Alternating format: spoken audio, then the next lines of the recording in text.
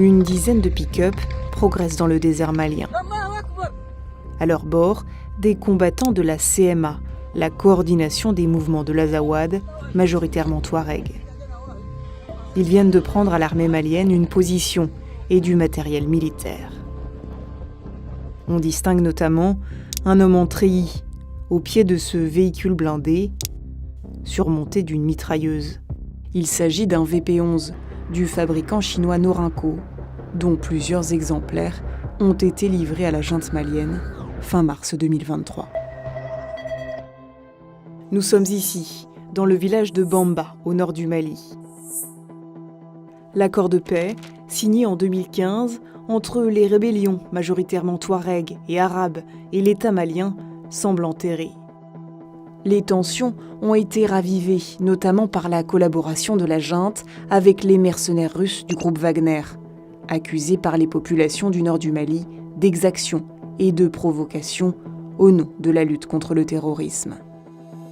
Des comptes pro-Touareg accusent par exemple les mercenaires russes d'avoir assassiné ces hommes, dont l'un serait marabout.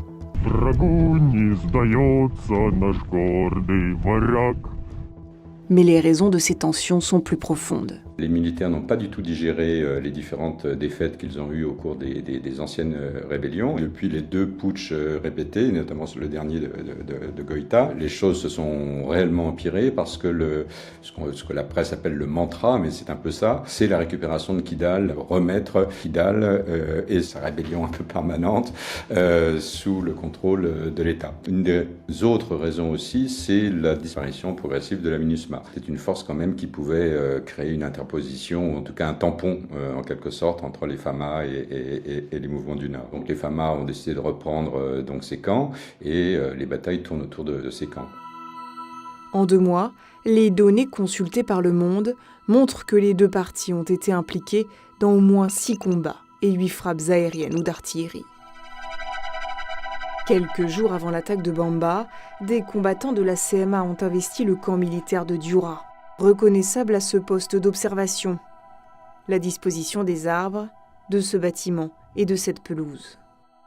Le campement est situé à plus de 450 km de celui de Bamba.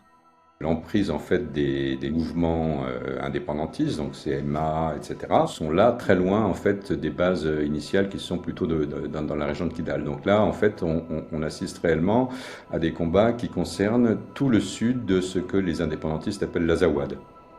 Et donc c'est assez nouveau. Le risque de déstabilisation est grand pour la junte militaire, au pouvoir depuis août 2020. Elle doit déjà faire face à 2 groupes djihadistes, dont le JNIM, affilié à Al-Qaïda, qui reste très offensif. L'armée malienne peut-elle reprendre la main ?